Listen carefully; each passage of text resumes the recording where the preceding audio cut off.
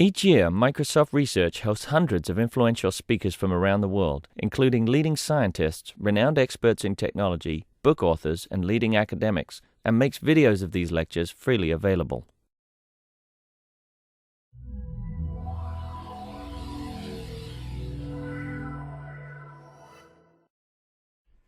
Well, I have the pleasure of introducing Sibin Mohan, who is a student at North Carolina State and a student of Frank Miller, and will be graduating this spring. And Sibin was actually last summer an intern here, and we did some interesting work and wrote a paper.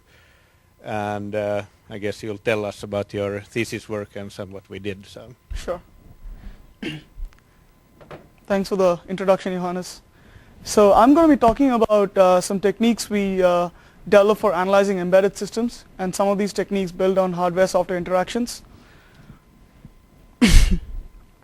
So embedded systems are all around us. They're in watches, they're in automobiles, and every year there are like billions of embedded processors that are sold as compared to, say, over 100 million desktop processors. And you find a varied set of applications for embedded systems, from cell phones, automobiles, avionics, and now even in applications like prosthetics and biomedical engineering. But there is a serious lack of analysis tools and techniques for such embedded systems, and this is particularly relevant in the case of modern coding practices or even modern architecture paradigms. And this lack of analysis tools places a severe constraint on what designers of such systems can actually do. So just an overview of the contributions of my work. I've provided novel analysis techniques on the software side and as well as on the hardware side, which is the microarchitectural side of it, and provided some voltage and frequency reduction techniques to save battery life. The result of this work, it removes constraints on this kind of code that embedded designers can write. There are better processors that can be used in such systems, and we also show how the software techniques lead to saving power on battery constrained systems. The impact of this work is there is now improved software available. There is lower power consumption and lesser calculations for saving power. And it makes contemporary processors available to designers of embedded systems. A broad outline of my talk: I'll be talking initially about real-time systems and a brief overview of timing analysis. Then I launch into the work where we reduce constraints on embedded software. Then I'll talk about current work where we analyze modern processing paradigms, and finally conclude with some future work. So what is a real-time system? A real-time system is one that, apart from having to function correctly, must also function correctly within a particular deadline, which is a temporal constraint. And this deadline determines the usefulness of results that can be obtained from such a system. So as the deadline passes, the usefulness drops. The assumptions in most typical real-time systems, and also holds for my work, there's no dynamically loaded code or function pointers. The tasks are periodic in nature, and they execute independent of each other. There is no data cache in the system, but there is some work going on which talks about data cache analysis, and we can integrate that easily into our framework to get better results. And the loop bodies do not modify the upper bounds of the loops. So real-time systems are broadly classified into two categories: hard versus soft real-time systems. A hard real-time system, as the figure shows, the usefulness of results that are obtained from the system drops drastically, and they cannot tolerate even typically even a single missed deadline. A soft real-time, on the other hand, the usefulness of results falls, but in a more gradual manner, and it can tolerate a few missed deadlines, but not too many. This diagram just shows one spectrum from non-real-time to real-time. Non-real-time could be like computer simulation, although it depends on who you ask. And the hard real-time is like an avionics or an aircraft engine. Some other definitions that I'll be using throughout the talk: a job is an instance of a task when it's actually executing. Utilization, I mean processor utilization, which is the summation of the execution time to the period of the task, the repetition of the task summed across all tasks. Slack is the difference between what is known as the worst case execution time and the actual execution time. I'll talk about what is worst case execution time in a minute. Worst case execution cycles and worst case execution time, I use them interchangeably. Any real-time system, especially a hard real-time system, you need to reason about the schedulability of task sets. And a task is typically defined as a tuple phi, p, c, and d, where phi is the phase, which is the offset for the release of the first instance of the task. The period is the interval between two consecutive releases of a task. And the worst case execution time is the maximum time span a task can execute on a particular hardware. Now the interesting thing is all of these factors must be known statically for us to perform schedulability analysis for a real-time system.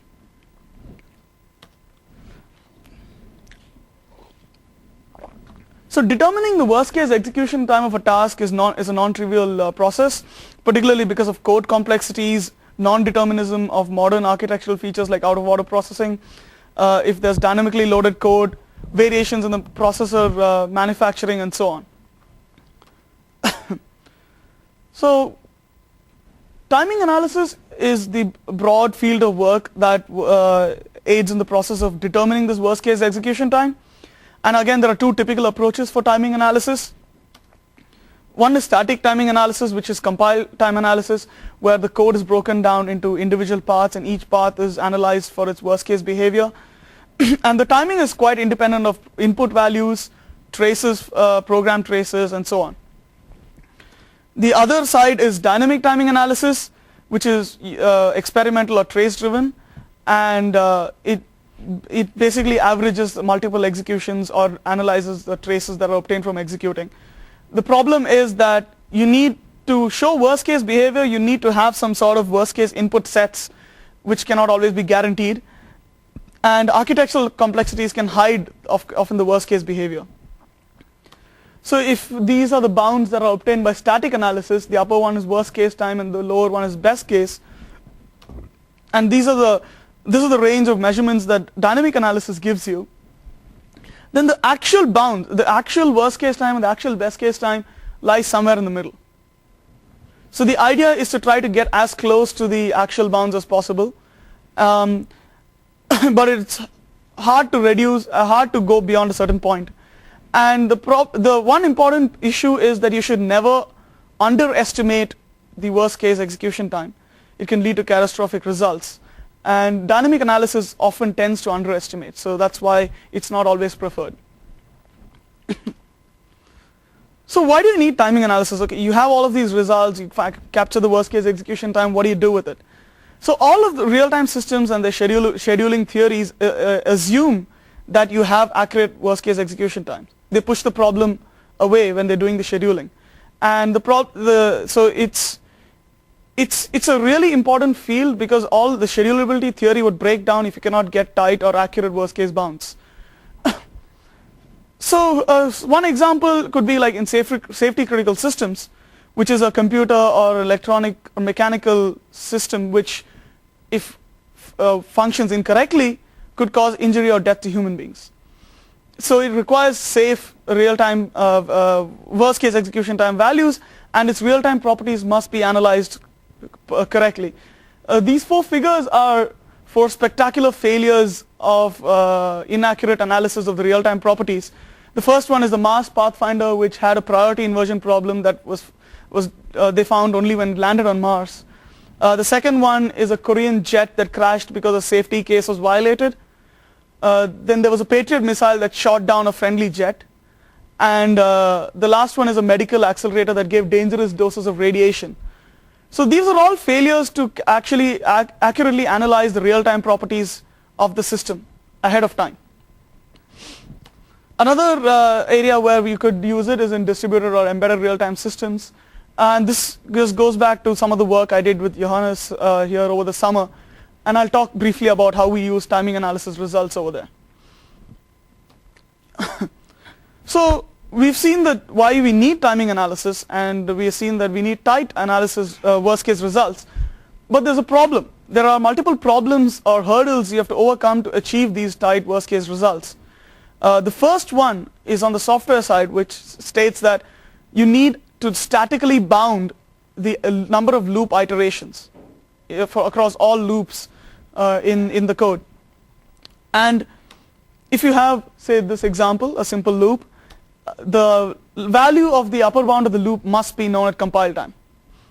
This places constraints on what designers of embedded software can do, and the result typically from timing analysis in this simple case could be, let's say, a numeric value like 1,000 cycles if the loop body, say, executes for 100 cycles. So this technique is often also called numeric timing analysis because it produces an absolute numeric value. The other hurdle is designers are forced to use outdated processors, 8 and 16-bit processors. The reason is processor complexity. Modern architectural features like out-of-order processing, dynamic branch prediction, etc. are very hard to pin down in a deterministic fashion, and there could also be variations in microprocessor manufacturing. So what the manual tells you is the execution time for an instruction may not always be the same as what you see in real life. They could be off by a bit. All of this introduces non-determinism into the task code, increases the complexity of the analysis. And if you want to perform timing analysis, you need to perform extensive modeling of every single processor feature, which may not always be feasible. And of course, newer paradigms like multi-core architectures, if anything, make the situation more difficult.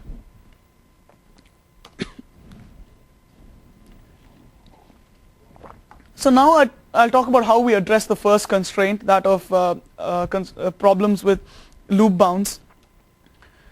So we use a technique known as parametric timing analysis.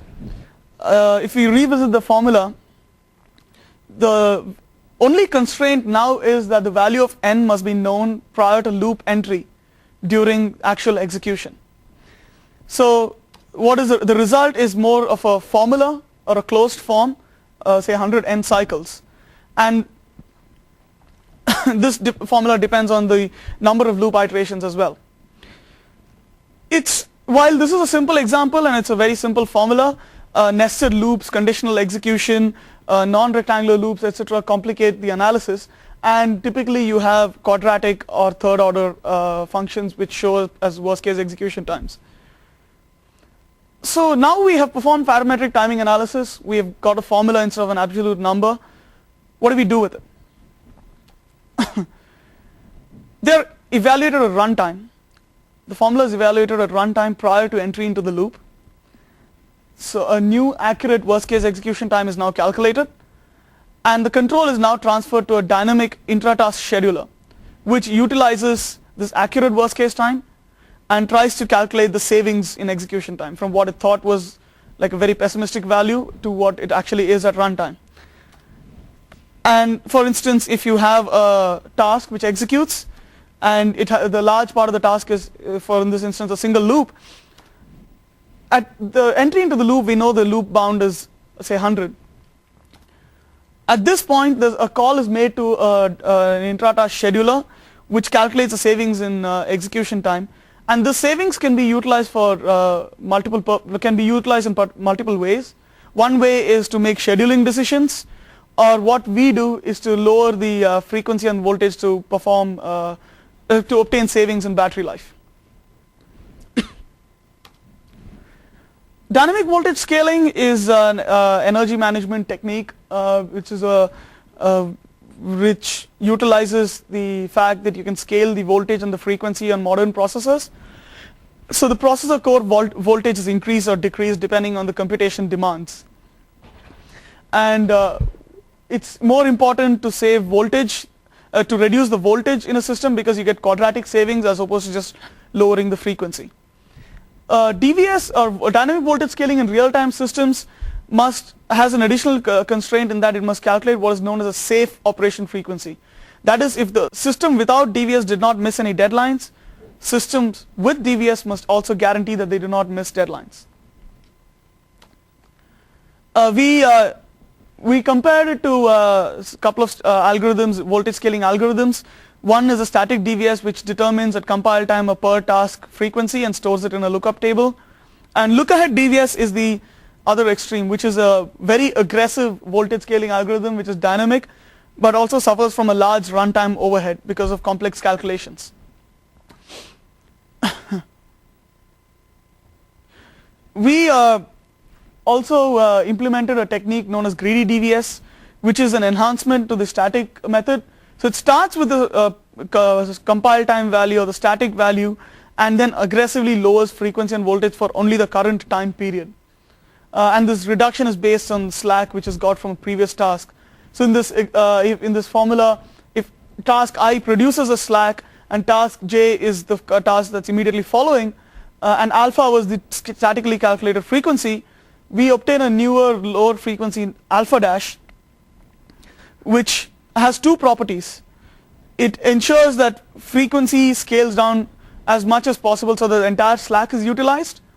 And if the original alpha did not cause missed deadlines, alpha dash will also not miss any deadlines. So the framework for this work, we start with the source files, run it through a compiler, which is a MIPS like which produces MIPS like assembly, and we parse the assembly using our own tools which create the instruction and data access information, builds the control flow graph of the program and so on, which is then fed into a numeric timing analyzer with pessimistic values for loop bounds, really overestimations. And this produces again a numeric or a highly pessimistic worst case execution bound. This is the traditional numeric analysis flow. On the other hand, the source files as well as the assembly information is fed into a parametric timing analyzer, which analyzes the source files, puts in calls to the intra-task scheduler prior to loop entry, performs further analysis on the source file, and calculates the parametric functions that I showed earlier on. This is the parametric analysis phase, and both of these, along with the two schedulers in the system, the inter-task scheduler which decides which tasks run when, as well as the intra-task scheduler I talked about, which reduces the frequency and voltage, are executed on a simple scalar simulator which executes a MIPS like assembly known as PISA, and we have a few power models which are associated with the simple scalar simulator. Finally, we get energy and power values.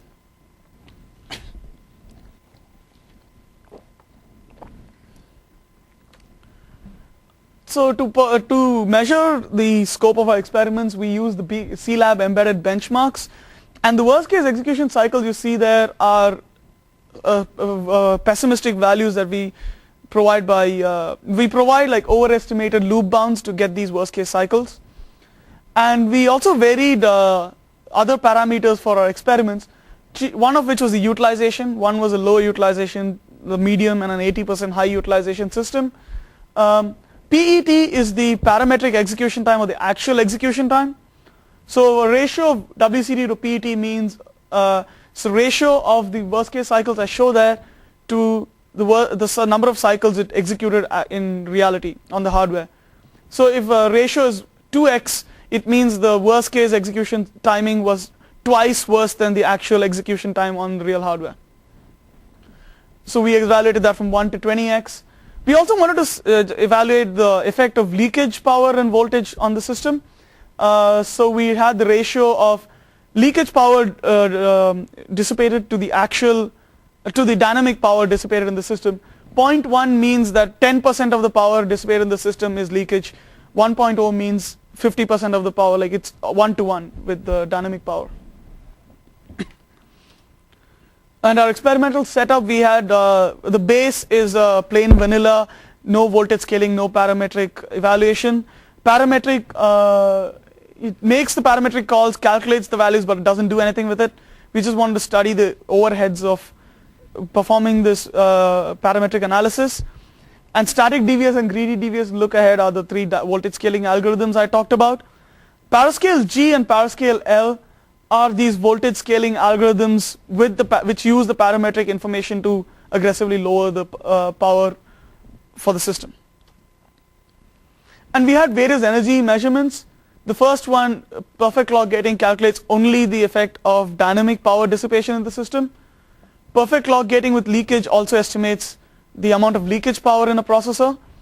And so for calculating the dynamic power dissipation, we used what is known as the watch model.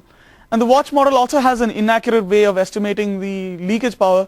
So it calculates dynamic power and assumes that leakage power is 10% of that, always, which is quite not practical. So we wanted to just see what results that shows up. So to compare dynamic versus leakage energy, okay, let me explain what the x-axis is. Each set of bars is an experiment. The first one is base, parametric, the static DVS and greedy DVS, then the ParaScale G, the greedy DVS with parametric information, and the last two are look ahead and ParaScale with the look ahead. The grouping of bars is for the utilization 20, 50 and 80. So the first one shows when leakage energy is a small part of the system, and the second one shows when leakage dominates. So the first interesting point is, of course, that look ahead always performs the best. But that's no surprise because it is dynamic in nature. It uses information about previous task executions at runtime, performs extensive calculations to obtain the power savings. But here's the interesting part. A static analysis algorithm with a minor enhancement is able to achieve comparable energy savings to a very aggressive dynamic voltage scaling algorithm. And these savings are even seen in the second graph where leakage energy is a dominant factor.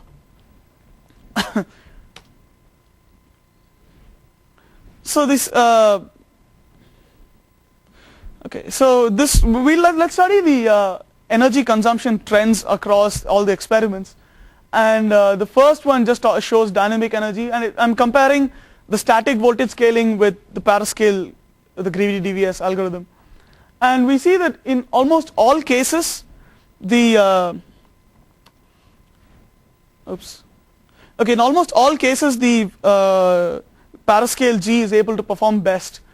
And the inaccurate leakage estimation model also shows the same results. In fact, if you look at the graphs, they're almost identical except the y-axis is higher values, shows higher values. That's because, like I said, it takes the dynamic power and just adds on a fixed percentage for every cycle. So to study the more accurate leakage model, we have a set of graphs that show that. We see that after a certain point, when there's enough slack in the system that's beyond the 5x range, when there's a lot of slack in the system and the static algorithm has already lowered frequency and voltage, there is not too much savings. But even then, ParaScale G has a fixed amount, performs a fixed amount better than the static algorithm because it goes to a lower energy value. A lower voltage value. The high utilization case, which is the 80%, again shows better performance. And I forgot to mention, across all the graphs, you see a larger performance gain for using ParaScale for the high utilization system, which was previously thought to be difficult because a high utilization system there's already a lot happening. How do you reduce power and voltage in such a system? And that's the same case for even leakage because there's lower voltage now. The 20% utilization case shows the effects of being overly aggressive with lowering the voltage. So how this performs these energy calculations is it calculates the inverse of the frequency, which it calls the delay per cycle, and then calculates multiplied by the number of cycles. So if the static algorithm is already gone to a very low voltage and frequency, and you're aggressively going below that, so the gains achieved by reducing voltage power are overcome by increased amount of execution that you have to perform. So beyond a point, there's no reason to aggressively go beyond what the static algorithm gives. So ParaScale, to summarize, shows significant energy savings, and particularly in high utilization systems, and even when leakage is a significant factor in the processor. So the contributions of ParaScale are manifold. It's able to exploit early knowledge about task execution and bound the time for future execution of the task. We use intra-task DVS techniques which progressively slow the processor as execution proceeds and saves power. Other DVS algorithms start from a low value and then have to hike up their voltage and frequency as the deadline approaches. So our approach is better in that sense. And to conclude on ParaScale, it shows better characterization of worst case behavior. And it shows that power savings with a static algorithm is comparable to that obtained by the best dynamic voltage scaling algorithm, and which can avoid these complicated implementations of these dynamic voltage scaling methods. And embedded designers can now use more sophisticated software. I'll just skip over the related work for now. Can talk about it later perhaps. So I'll quickly jump to the work I'm currently doing, which is the other half of the other hurdle that I talked about, which is the complexity of modern processors.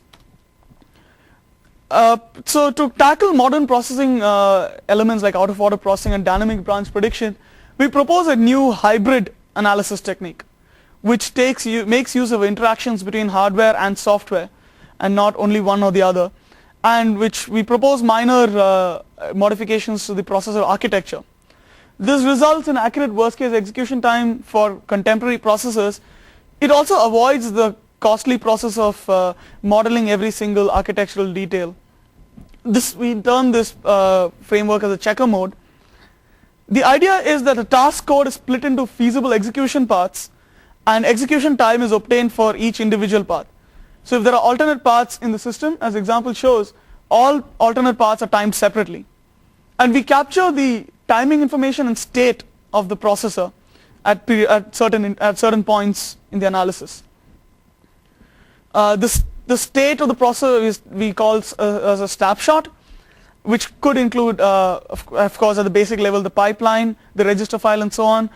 For more sophisticated analysis, you could include the branch predictor information, cache information. And these snapshots are captured at 2 points, basically. One is prior to execution of alternate paths, that's before the branch. And the second is at the join point of alternate paths. At this point, snapshots must now be merged so that future execution can see a consistent state of the processor.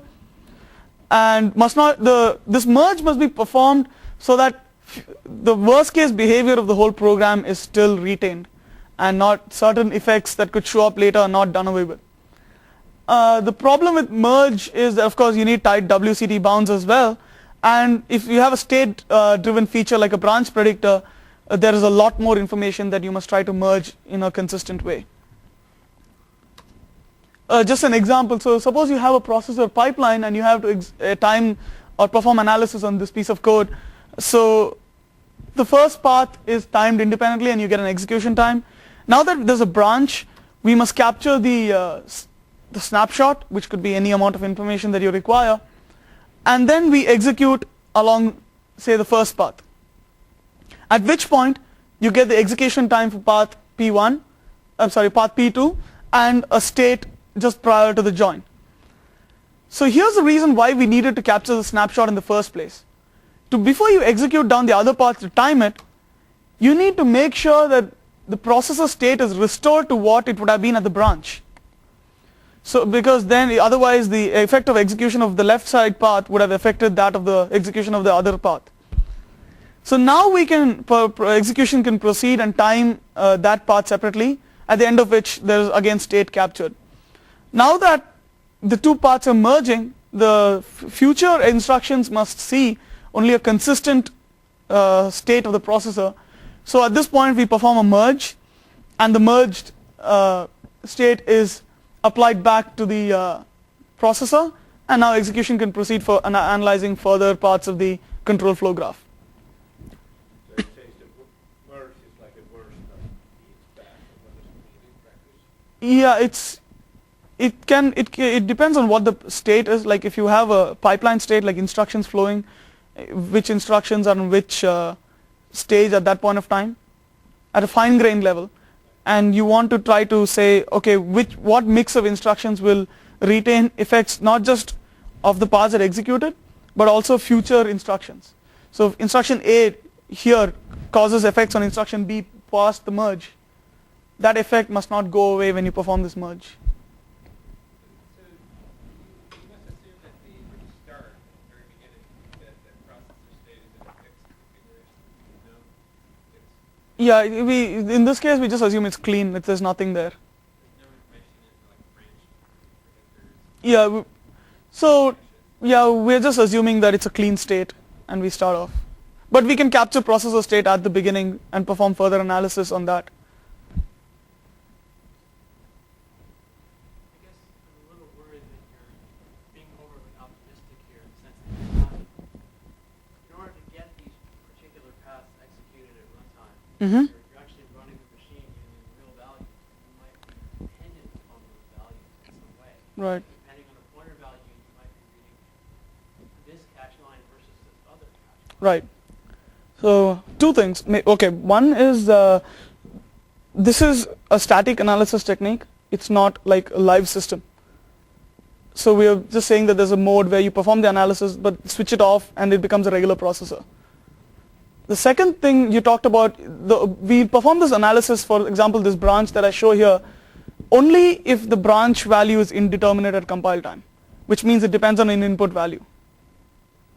If the result of the branch was known at compile time, we would always take one path. Does that make sense? And we assume that we use what is called as a not a number concept to treat that unknown input dependent value. So we also modify the semantics of operations. For example, if an addition is like a not a number plus 5, the result is not a number again. Right, so you're trying to pass abstract values through your Yes. runtime execution. Yes. And so even for things like pointer access, let's say I write you some pointer that you don't know yet, Mm-hmm. because that was an incorrect value. Mm. You're actually going to go and trash all the lines that Yeah, we assume that any operation that uses a not a number will result in the most pessimistic execution for that operation. But if we could say that if we have some sort of analysis, either compile time or user provided information which says that the pointer will probably be only in this range of memory, perhaps we don't need to trash all of it. I was just curious that Yeah, you're not, but you are being pessimistic. accurate in the sense that even for things like storage operations, I'm sorry, for what? able to model. Storage, did you say? Yeah, okay. Indirect, Yeah. et cetera, your system's able to model the worst case. Yeah, the idea is to get the worst case behavior, and then more information can be added on which can tighten it.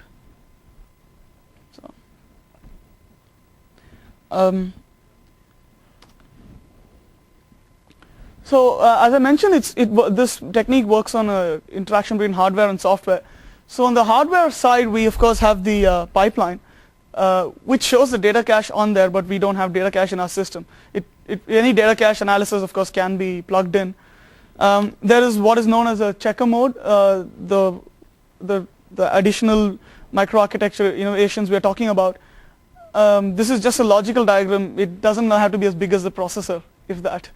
But the checker mode basically has the ability to capture this snapshot, and it also has a start and stop PC. So I say, give me the time it takes to execute from start PC to stop PC, and it calculates these execution cycles. And there's a manager of snapshots. Now this manager could be on the hardware side where the buffer size would be limited and you can have only the last n snapshots, or if it's on the software side, it's pretty much limitless. On the, what do I do? Okay, sorry. On the software side, we have, as before, a timing analyzer which breaks down the code into the individual paths and sends each path, like I said, separately to the hardware side to time. The interesting thing is what we call the driver, which basically controls execution, the whole process. The driver is responsible for communication between the timing analyzer and the checker mode. So it passes information on which paths to time and when, and also brings back the information about the time, the execution time and the snapshots. And the interesting thing is the driver has anyway, so that if the driver has, if you can see the orange circle there, a tuning knob, which basically the idea is how much state do you want to capture and how rigorous do you want your analysis to be.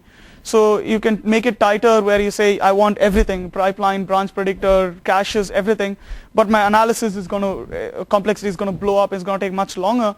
Or if you want less accurate, more imprecise values, say I want only the pipeline, give me a kind of a worst case analysis. And all of this information is used by the timing analyzer to finally obtain the worst case execution time. And that's so the whole system.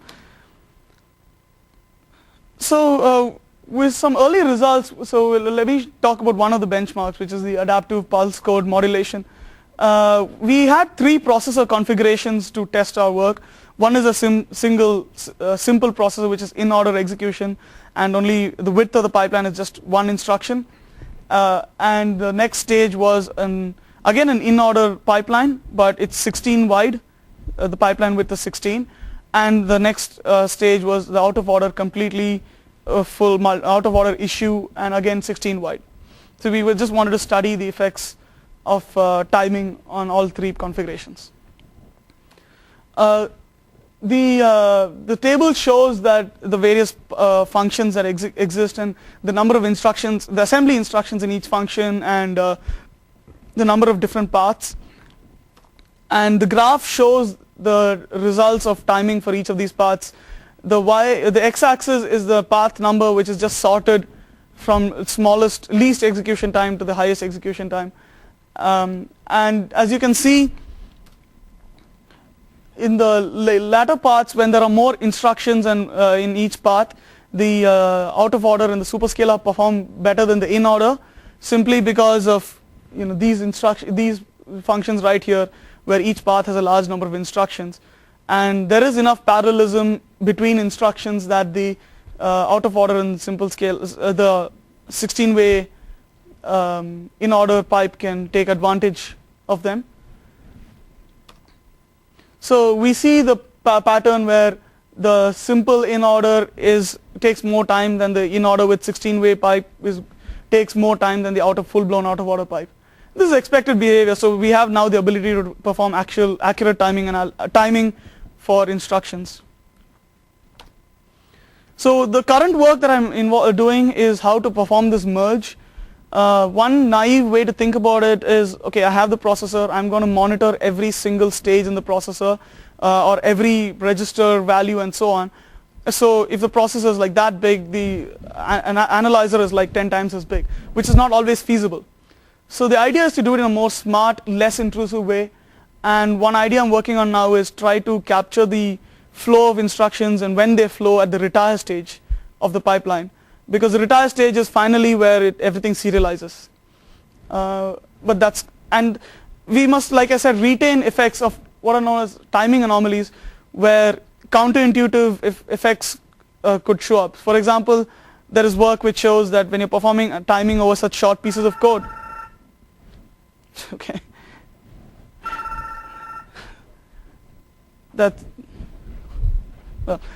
when you're performing timing over like short pieces of code, a cache hit can actually result in longer execution time for a sequence of instructions than a cache miss.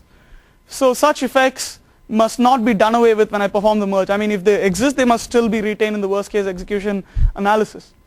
And the next piece of thing we're trying to tackle is dynamic branch predictors, where the snapshot capture and merge techniques. And as I mentioned before, the problem is that these are not stateless like pipelines. So there's a large branch predictor. If there are multiple branches which follow one after the other, how much information will you capture, and the complexity of the analysis blows up.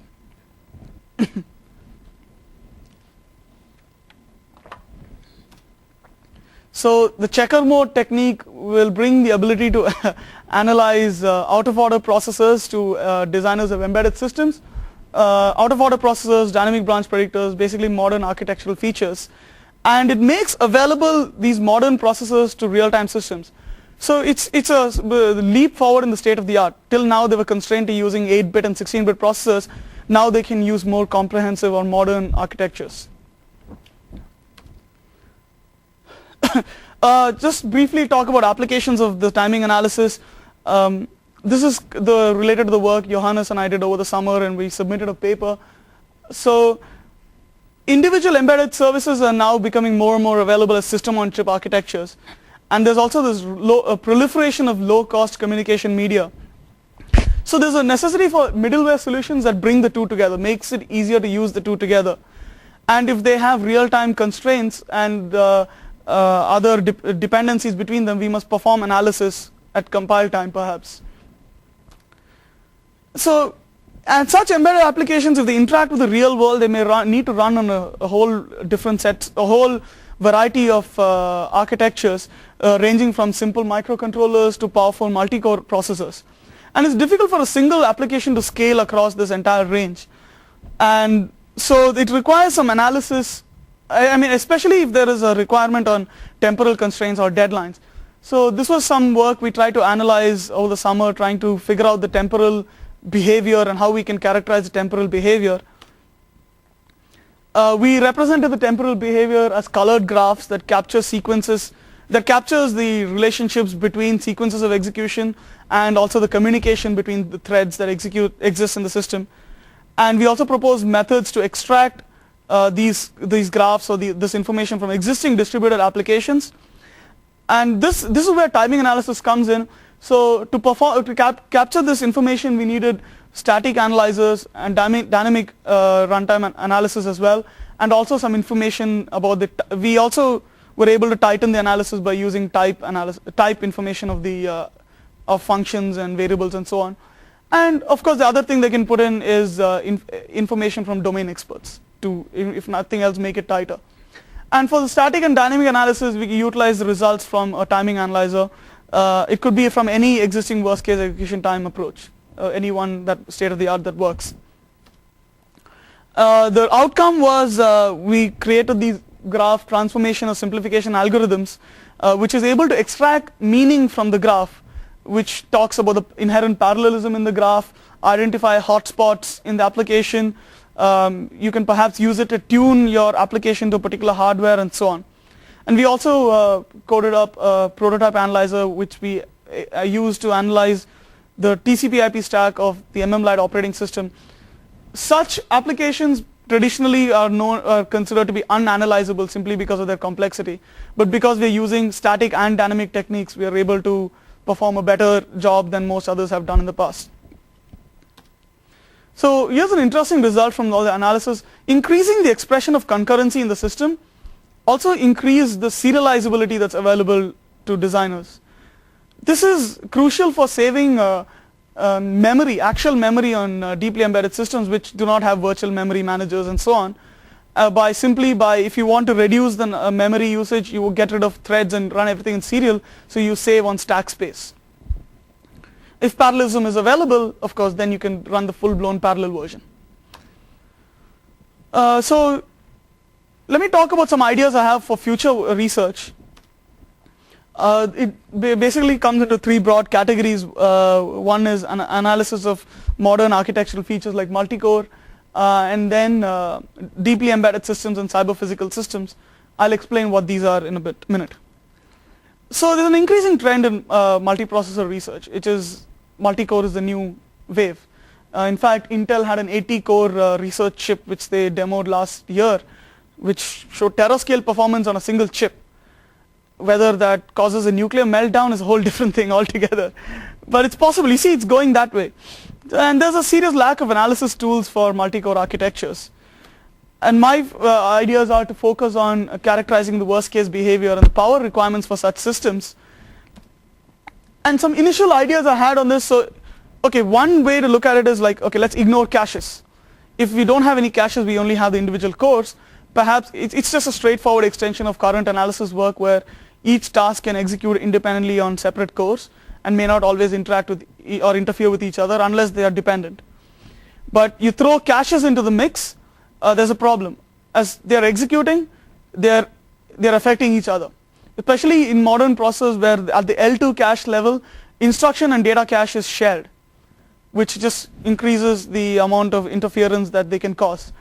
So these are just some initial thoughts on what you need. We need to devise techniques to reduce this interference, or perhaps like use cache partitioning techniques. Power analysis, of course, is still a significant challenge because there are multiple cores, and then it comes down to whether the cores are homogeneous or heterogeneous, and so on. So other potential research areas which are related, what happens if it's multi-core and out of order? More complications. The cell processor has a unique paradigm which I'd like to explore. Multiple threads on each of these cores, more complications but really interesting work. As I mentioned, there are some challenges, of course, memory coherence, preemptions across tasks, if there are dependencies across tasks on different cores and so on. Concurrency, another serious issue. And I also like to study how we can develop novel architectures or paradigms with the idea of being used for embedded or real-time systems instead of just trying to retrofit general purpose systems for embedded applications. A deeply embedded system is one or small embedded systems connected to the enterprise server or the internet. An example is the power grid infrastructure. And these are small 8-bit or less processors used in everyday life. I want to analyze real-time guarantees, and one important feature is there's a proliferation of such systems. They're all around us. So security is a serious issue. How do you integrate security into such limited processing resources while not inhibiting what it's still supposed to do? It's basic tasks. That was the focus of a proposal I wrote up a few months ago. And deeply embedded systems fall into this larger purview of systems known as cyber-physical systems, which is a collection of systems which basically where computation and the physical world interact with each other and affect each other. So the power grid infrastructure is another example there, but if you look at an automobile, a modern day automobile, it's a collection of multiple systems, perhaps controlled in a centralized way. So it's a broader field. And I want to study the use of cyber-physical systems in the embedded domain, analyze its real-time characteristics and requirements. And I also believe that cyber-physical systems could be relevant, the technique could be relevant in the medical or the health field, especially for diagnostic or monitoring purposes. Especially their small size and the makes them quite unique in this domain. And many of such applications will require real-time capabilities, and perhaps even find uses in prosthetics. So when I gave this talk a couple of weeks ago at UNC Chapel Hill, somebody there pointed me to the fact that this has already come true. So there was a report on CNN where it talks about a double amputee from Iraq, and he has both legs as prosthetic legs, and the two legs communicate with each other using Bluetooth. So it's getting there. It's almost here. So I believe so. There's it's opening the window for performing more research on this. So that basically concludes my talk. So we have provided solutions to important problems in the embedded domain, where you reduce constraints on embedded software on one hand and also provide better analysis techniques for the modern processors. And as I illustrated, in the future I'd like to focus on multi-core architectures, deeply embedded and cyber-physical systems, security aspects, and so on. So thank you for patiently listening to me. That's it. I think we have some time for questions. Where is it? Oh, there it is.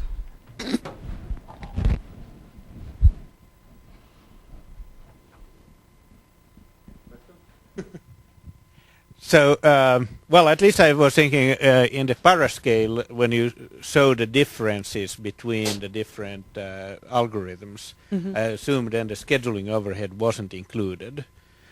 So I was wondering that... Okay. So I have like then. a backup slide, which just because I didn't want to put it in there. So these show the scheduling overheads for the different algorithms. If it's a no DVS or static or look ahead. I mean, you can see that the no DVS, it's very little overhead, whereas the look ahead, probably because it's dynamic nature, it's very high. But to put it in context, these are a few thousand cycles at worst rather, and the tasks are really executing for hundreds of thousands of cycles. So by a factor, it's like very small. So doesn't that then mean that actually the look ahead performs best? I mean, Because a point in the ParaScale was to show that the scheduling overhead is smaller, but now you're saying that scheduling overhead is irrelevant. So it's scheduling overhead. In this case, look ahead was able to perform. I mean, it wasn't that bad, but if like I showed, if you have a high utilization system, like the 80% utilization system, where already a lot of the computation is taken up by the tasks, having a scheduler which takes a lot of time to perform power calculations, and this was just a simple case of like 4 tasks in the system, which is usually not the case. So if you have more tasks and there's more scheduling overhead, performing these complicated calculations at every scheduling point will be prohibitive. Right, right. Of course, I believe that. I was just thinking that how do you quantify it? Okay. So.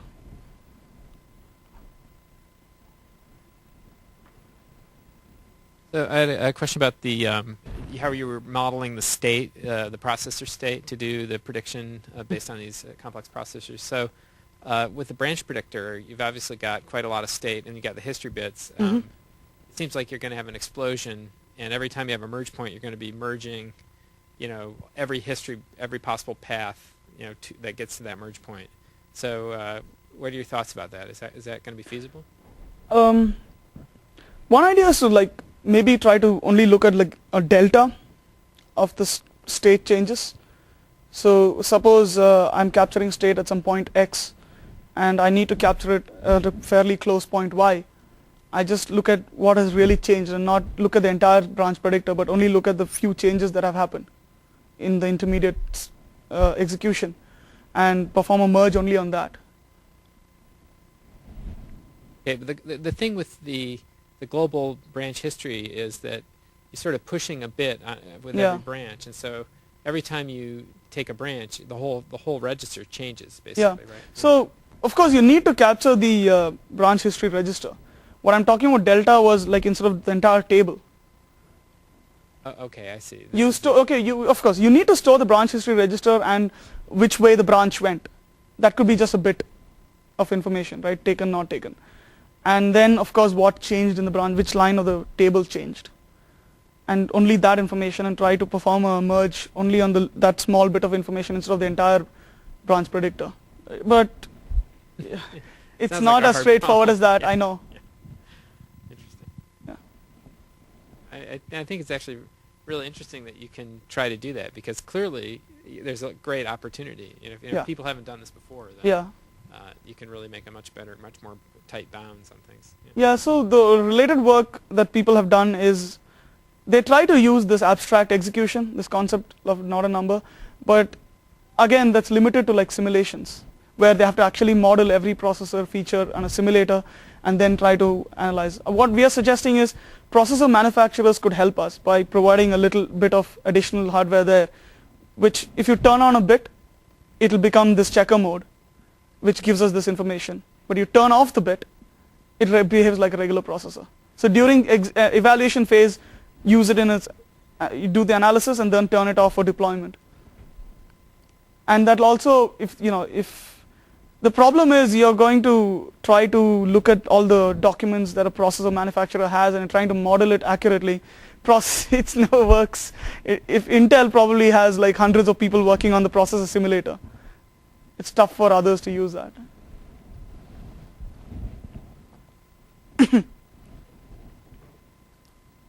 So I wasn't clear on your look ahead and the ParaScale G and the ParaScale L. I mean, I'm clear on the look ahead. I think it means you predict what sequence of multiple stack switches will happen, correct? No, look ahead is not our algorithm. It's an algorithm from Michigan, Kang-Shin's group, where they look at all the execution that has happened, all the previous invocations of the task. It's a periodic system, and they say that okay, so it didn't utilize the worst case, and we tried to aggressively lower, saying that okay, the last 10 times it used only 75% of its execution budget, so we'll assume that this time it's going to do that, and we'll already start with a lower frequency. But then as the deadline approaches, you realize, oh no, we are overshooting, so let's just hike up the frequency to 100. The G? The ParaScale G is our technique where you have the static per task frequency, which is known at compile time, you decide. And you just utilize the slack gain from just the immediate previous task, add it to the execution budget of the current task, and just lower it.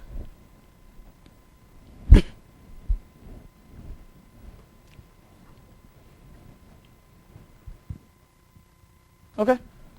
Thanks for your time. Thank you.